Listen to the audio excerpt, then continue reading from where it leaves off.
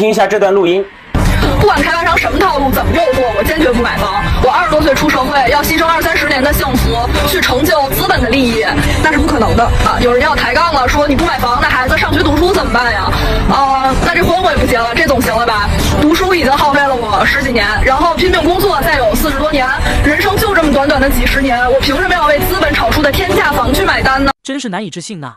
一夜之间，楼市的克星来了。如果你家里有房，特别是多套房子，你一定要把这个视频看完，因为这个视频关系到你几十年奋斗攒钱买下的这套房子会不会一夜之间就化为乌有了。为什么？因为一夜之间楼市的克星来了。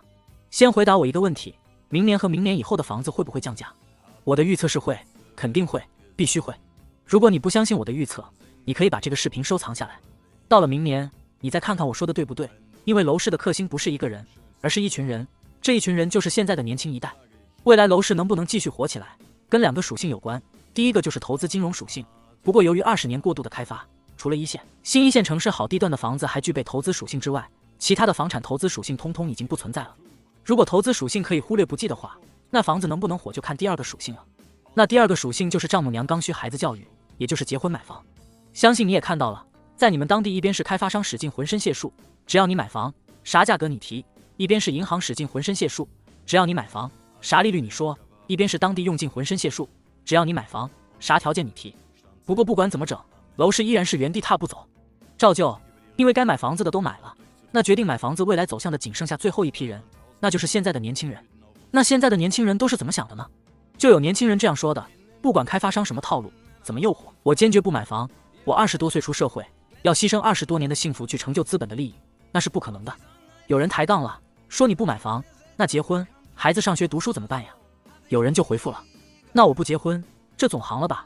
读书已经耗了我10几年了，然后拼命工作40多年，人生就这么短短几十年，我凭什么要为资本炒作出来的天价房去买单？剩下的主力军现在都开始不结婚、不消费、不要孩子、不买房。你看看年轻人，他们都已经4大皆空了。你认为地产往后会涨还是会跌？别忘了房子也是商品。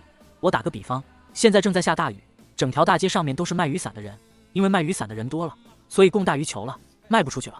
现在你参与进来一起卖雨伞，你想卖出去，你告诉我你会怎么做呢？想一想，没错，因为开发商也会这么做。现在还没有掉价，是因为没有人想做出头鸟，坏了这个行规是不好的。那什么时候会降价呢？就看哪家开发商先扛不住，哪些城市人口外流的更多。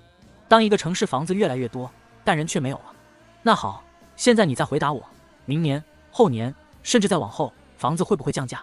趁着这个视频看到的人还不多，如果你有亲朋好友，马上可以转给他，别在浪潮来袭的时候措手不及，那时候就为时已晚了。